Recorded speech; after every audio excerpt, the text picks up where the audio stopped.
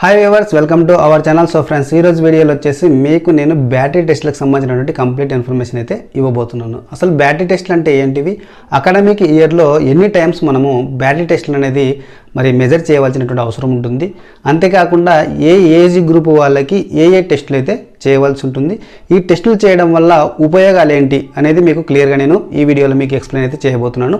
అయితే ఫ్రెండ్స్, ముఖ్యంగా వచ్చేసి మన ఛానల్ మీరు సబ్స్క్రైబ్ అవ్వకుండా వాచ్ చేస్తున్నట్లయితే తప్పకుండా సబ్స్క్రైబ్ చేసుకొని పక్కన గంట సింబల్ ట్యాప్ చేసి అందులో ఆల్ అనే ఆప్షన్ చూస్ చేసుకున్నట్లయితే నేను చేసే ప్రతి వీడియో నోటిఫికేషన్ రూపంలో ముందుగా మీకే రీచ్ అవుతుందన్నమాట. సో నేను చేసిన ప్రతి వీడియో మిస్ అవ్వకుండా మీరు చూడవచ్చు. అయితే ఫ్రెండ్స్, లేట్ చేయకుండా టాపిక్లోకి వెళ్దాము. టాపిక్లోకి వెళ్ళబోయే ముందు తప్పకుండా ఒక లైక్ అయితే చేయండి, ఎందుకంటే లైక్ చేయడం వల్ల ఎక్కువ మెంబర్స్కి అనేది ఈ వీడియో రీచ్ అవుతుందన్నమాట. సో అయితే స్కిప్ అయితే చేయొద్దండి, స్కిప్ చేస్తే కంప్లీట్ ఇన్ఫర్మేషన్ మీరు మిస్ అవుతారనమాట. సో ఎండింగ్లో మీకు మరింత యూస్ఫుల్ ఇన్ఫర్మేషన్ అనేది మీకు ఉంటుంది.